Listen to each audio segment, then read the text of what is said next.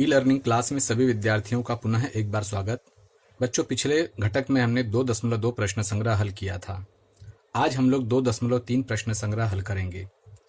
हमें इस प्रश्न संग्रह में दी गई रेखा को उस रेखा के बाएं भाग में स्थित बिंदु से जाने वाली समांतर रेखाएं कुनिया की सहायता से खींचना है। तो इसकी हम आज रचना करेंगे।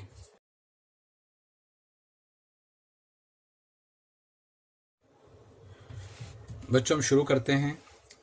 यहाँ पर 2.3 प्रश्न संग्रह हल करने से पहले हम यहाँ देखेंगे कि आपके पाठ्य पुस्तक में एक एग्जाम्पल दिया गया है जिसमें हमें समानांतर रेखा कैसे खींचनी है यह बताया गया है। गुनिया की सहायता से यह समानांतर रेखा खींची गई है जिसमें एक रेखा दी गई है और उस रेखा के बाएं भाग में एक बिंदु P लिया गया है और इस बिंदु P से गुनिया की सहायता से दूसरी जो रेखा खींची गई है वह समानांतर रेखा यहाँ पर दिखाई दे रही है। इसी का उपयोग करके हम प्रश्न संग्रह 2.3 का पहला प्रश्न हल करेंगे जो यहाँ पर इस प्रकार दिया है। रेखा L खींचो, उस रेखा के बाह्य बिंदु A लें, बिंदु A से जाने वाली और रेखा L के समानांतर रेखा खींचनी है हमें। तो इसे कैसे खींचना है अब हम यह देखेंगे।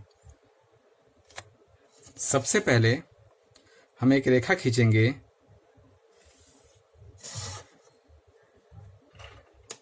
इसका नाम देंगे रेखा L, जैसे कि प्रश्न में दिया गया है। कहा गया है इस रेखा के बाह्य भाग में एक बिंदु A लें। तो यहाँ पर बाह्य भाग में बिंदु हमने A लिया। अब प्रश्न में दिया है इस बिंदु से जाने वाली रेखा L के समानांतर हमको रेखा खींचनी है। अब हमें गुनिया की आवश्यकता पड़ेगी। हम गुनिया लेंगे।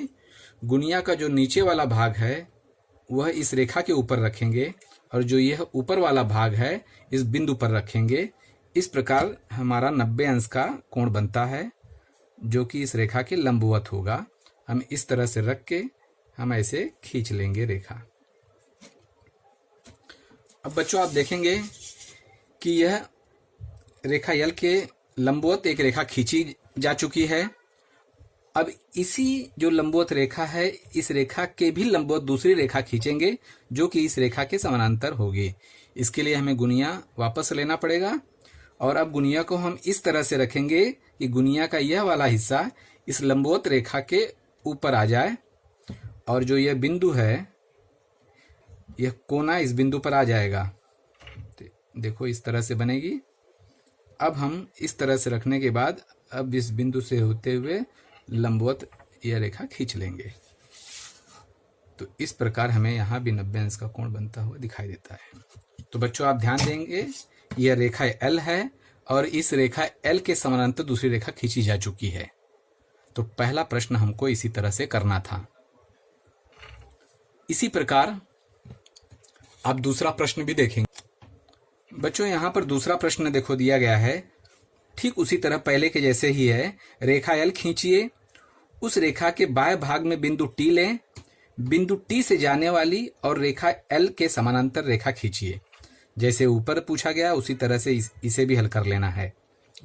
और यहाँ पर प्रश्न तीसरा दिया गया है रेखा M और इस रेखा से 4 सेंटीमीटर की दूरी पर रहने वाली समानांतर रेखा N खींचिए।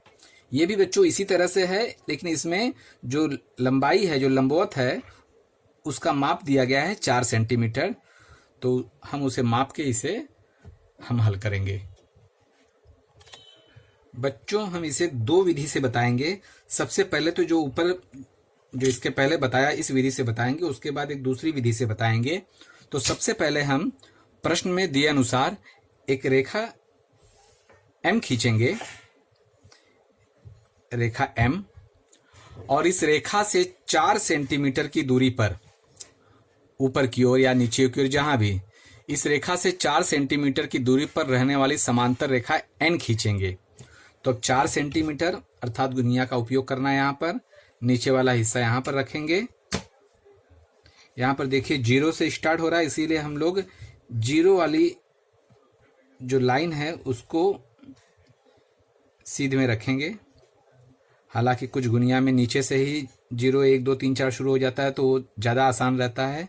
इसमें थोड़ा ध्यान देना पड़ता है कि गुनिया टेढ़ा ना हो। तो माना हमने यहाँ एक बिंदु लिया है, यहीं से हमें 4 सेंटीमीटर, पहले तो हम एक लंबवत रेखा खींच लेंगे। अब इसमें देखेंगे जो प्रश्न में दिया गया है 4 सेंटीमीटर की दूरी, तो यहाँ से 4 सेंटीमीटर 1 2 3 4 यहाँ पर निशान लगा लेंगे। ये 4 सेंटीमीटर की दूरी पर निशान लगाने के बाद हम अपना गुनिया हटा लेंगे। तो चूंकि ये 90 अंश का कोण है और ये रेखा है, तो हम उसे चिन्ह द्वारा दर्शा लेंगे। अब यहाँ पर 4 सेंटीमीटर हमने ले लिया है। अब इस 4 सेंटीमीटर के समानांतर इस रेखा के समानांतर दूसरी रेखा खींचनी है। तो जैसे कि मैंने पहले बताया था उसी तरह से यहाँ पर गुनिया, इस रेखा के गुनिया का आधार रेखा लंबवत रेखा के ठीक ऊपर रखेंगे और बिंदु से आगे रेखा खींच लेंगे। तो आप देखेंगे कि यह 4 सेंटीमीटर की दूरी से दूसरी जो रेखा खींची गई है इसका नाम देंगे n। तो इस प्रकार रेखा m के समानांतर रेखा n यहाँ खींची जा चुकी है। यह एक विधि है बच्चों। अब हम दूसरी विधि को देखेंगे। दूसरी विधि में हमने जो यह समानांतर रेखा खींची थी उसे मिटा दिए हैं। हमें इसमें यह करना है कि यहाँ पर एक बिंदु कोई ले लेंगे अपने मन से।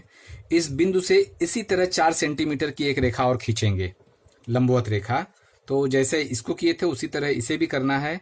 0 वाला जो रेखा है इस रेखा के ठीक ऊपर रख देंगे इस तरह से, और यहाँ पर एक लंबवत रेखा खींच देंगे